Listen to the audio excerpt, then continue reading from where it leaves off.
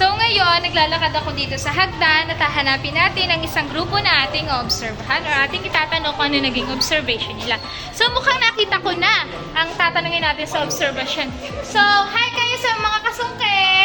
Hi! So, nandito ako para tanungin kayo kung ano naging observation ninyo sa larong volleyball kahapon. Nanood ba kayo ng larong volleyball? Yes. Okay, at tanong ko lang is, ano yung naging observation ninyo kay Jennifer Nierba sa larong volleyball kahapon? Ate? Ang naging observation, my name is Maureen Ardel from BEd Tubiang. Based on my observation, isang babae din si Jennifer Nierba, isa siyang libero na ang ginagawa, ang position niya isang libero, na siya yung humahabol doon sa bola sa labas upang maipasok doon sa loob ng mga kakampi niya para magpatuloy ng laro. Yun lamang.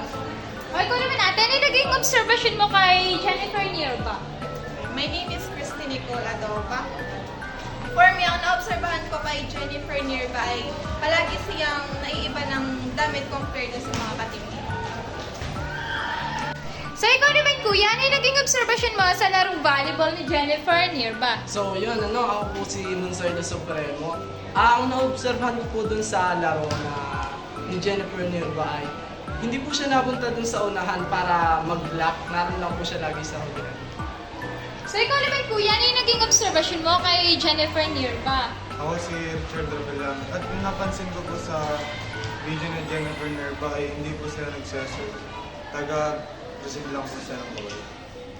O, ikaw naman ate, ano yung naging observation mo din? So ako po si Desiree Aritual. So naging observation ko dun sa kay Jennifer Nierba ay sobrang powerful niya kasi active siya pagka yung mabibigyan ng bola yung team niya tapos talagang na ano niya, ang tawag doon, na re-receive niya talaga ng maayos kasi nakakagawa din siya ng yung mga skills na talagang hindi din masyado nagagawa ng para sa mga libero. So ayun. So mukhang fan na fan kayo ni Jennifer Nierba at mukhang focus na focus sila sa larong volleyball kahapon nila. So, paalam na kayo sa mga kasungke! Bye! So, yun yung naging observation ng grupo nila kay Jennifer Nierba. So, si Jennifer Nierba pala is hindi nagsiserve. Hindi rin siya nagpa-block and siya yung naiibang damit sa kanilang grupo. So, hanggang dito na lang mga kasungke hanggang sa susunod. Paalam!